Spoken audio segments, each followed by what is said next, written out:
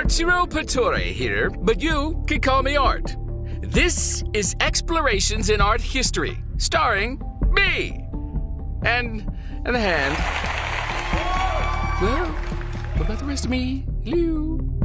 People watching from around the world, and I'm stuck waiting on some five-fingered prima donna. Okay, well, that's better. Woo! That Mediterranean wind feels pretty, breezy. It looks like we'll be talking about the Greek and Roman period.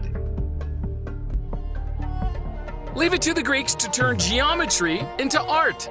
1000 to 700 BC marked a period in Greek art called the geometric period because of the decorations on the pottery of the day. Simple geometric designs were combined into a repeating pattern that circled the pot. Later, abstract figures of animals and people appeared. They used pots for storing wine and oil, for eating and drinking, as prizes at athletic games, and even as burial markers. Start as a tot, end as a pot. Hey, it was a joke. Let me out. You guys? Here. Guys.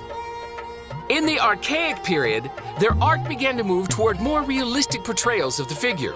From the Egyptians, Greeks learned the trick of adding hair down the back of their marble statues to give strength to the neck area, and spreading the stance of the legs to give a statue stability. Ow! Too much stability! Male statues were called kouros, and the females, kouroi. Greek pottery styles changed as well. They created the popular black figure ware style, which showed black figures on red pots.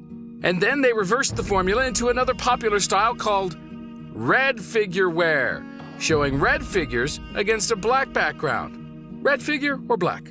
Which one makes me look thinner? Greece, however, wasn't one big happy country at the time. Instead, they had several Greek city-states. The two top dogs, Athens and Sparta, were often at odds, jockeying for position and power, until the Persians attacked in 480 BC. Then Athens and Sparta dropped their differences for the moment, and together they repulsed the invaders. But not before Persia had done some serious damage to the city of Athens. It was time for the Athenians to rebuild. Surging with confidence after their triumph over the Persian Empire, the Greeks launched into a golden age called the Classical period. Pericles, the leader of Athens, ordered the rebuilding of the temples on the Acropolis, where the famous sculptor Phidias decorated the Parthenon, a temple dedicated to Athena, the founding goddess of Athens. Classic sculptures became more realistic and at the same time idealistic. Sculptors like Polykleitos searched for the mathematically perfect proportions of human beauty. Poses became more natural by using principles like contrapposto, a pose that gave an elegant balance to the figure by shifting the angles of the shoulders to the pelvis. Using the ratio of the size of the head to the body, Greek artists discovered that the average male or female has a proportional height of 6.5 to 7 heads. By increasing the size of the body to the head, they discovered a more visually appealing proportion. Even today, comic book artists use these idealized proportions to draw superheroes. Art will smash! Yeah! In 336 BC, Alexander the Great took power and spread the Greek Empire from Egypt to the borders of India. His death ended the Classical period.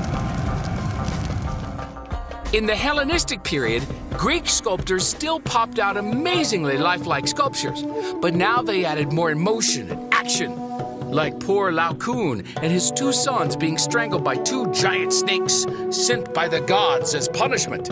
The sculptor Praxiteles broke the long Greek tradition of portraying male subjects in the nude and the females clothed with his Aphrodite of Knidos, which became the first nude woman.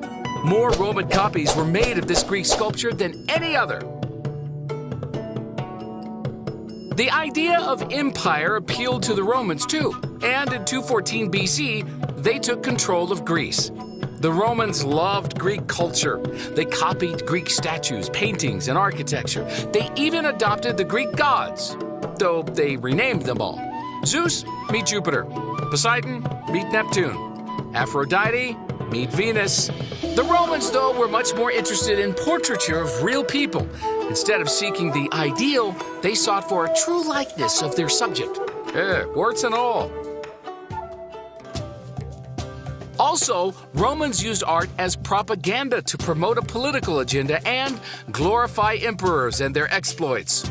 Emperor Augustus had himself portrayed as a strong young military leader in his warrior's breastplate, even though he was much older at the time. Kind of like some people's Facebook picture.